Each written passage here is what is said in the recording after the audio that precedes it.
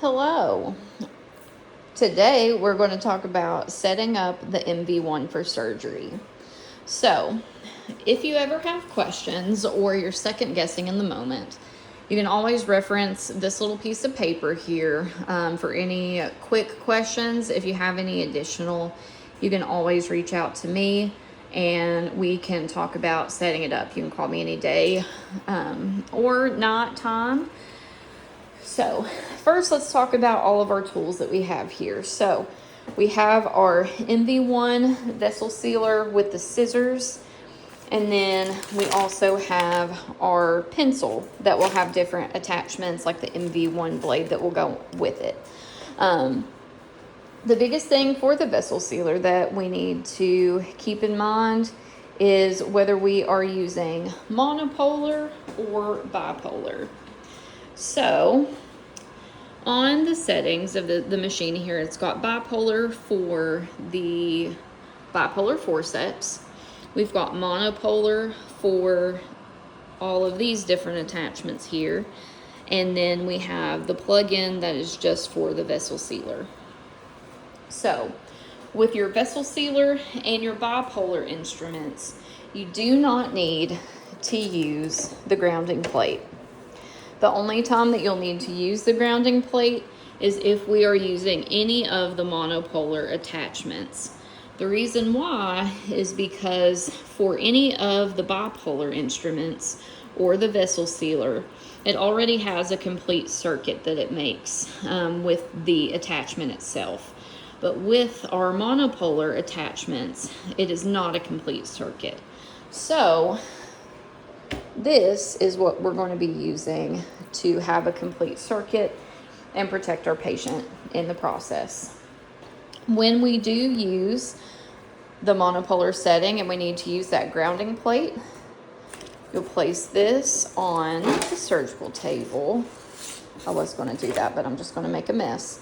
But we'll place that on the surgery table and then use ultrasound gel on top of this and place our patient in direct contact with it. When it comes to cleaning the hand pieces or any of the instruments, we need to use chlorhexidine rinse or the blue rinse on gauze to clean the cords and the hand pieces. We should not use security. Do not use alcohol with this. And we will not put these instruments into the shaker to sit as though we would for any of our packs or any of our individual surgical tools. Any blades we'll want to do separately from each other, but for the vessel sealer here, when we package and autoclave this, we just want to make sure that we leave the teeth open and that this piece is not clamped. And the cord for the vessel sealer can also be packaged in the same package with the clamp itself. When you use these in surgery, you just want to ensure that you hand this to your doctor sterilely, and then we will plug it into the corresponding area. When we go to set this up, we're going to switch this on here. So we'll press the power button, and now it's coming on.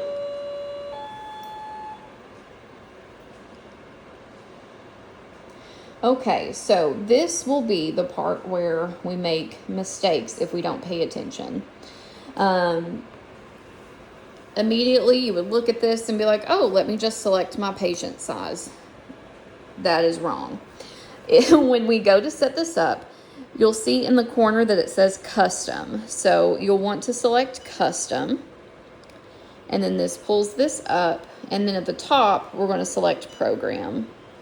And then on program, you'll see settings 1, 2, and 3. We are not going to use these because these are European settings and are not set up for US outlets. So the settings that we will be using are 4 through 7, and you will select that depending on your patient. So if you have a small dog, you're going to select 4. A medium dog, you'll select 5. For a large dog, you'll select 6. And if you have a feline patient, you're going to select 7.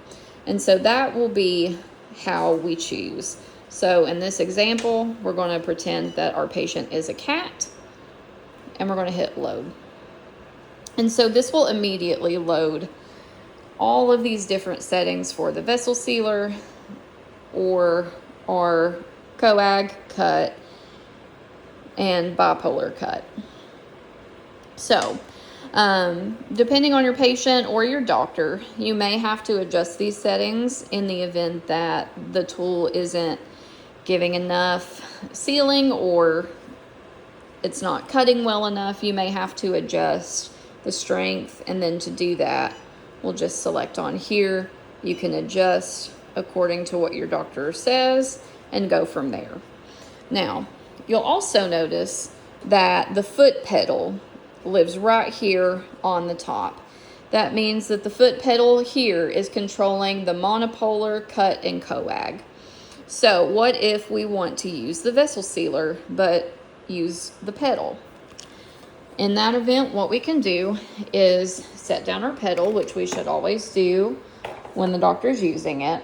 They have their cut and their coag side. And then if we want to change the setting on here, all we have to do is press this black button. So I'm going to press that once. And now you can see that the pedal is now set to either the bipolar cut or the vessel sealer. So that is going to be how you do that. Otherwise, that's pretty much the setup. So your vessel sealer goes in here, monopolar pin goes in here, and then your bipolar goes in here. And then this is what connects the grounding plate to the machine. So I'm just going to shut this off. And then we're going to talk about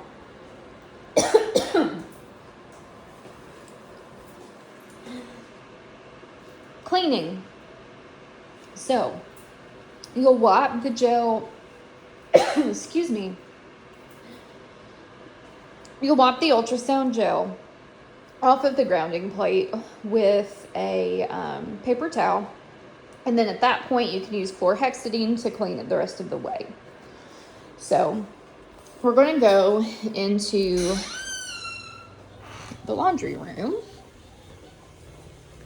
And we're going to talk about, hey, Kayla. Hey. Now we're going to talk about how to set up the autoclave for this. So our sweet baby Cody has done a wonderful job of setting up the autoclave for anything that is MV1 related. So when you're looking at this, this is only for operating the machine, not for autoclaving anything. So only pay attention to this little note here that says autoclave on program 1. So when you go to select it, you'll select 1 and then load in your MV1 stuff to autoclave and then hit start. Other than that, we're all good.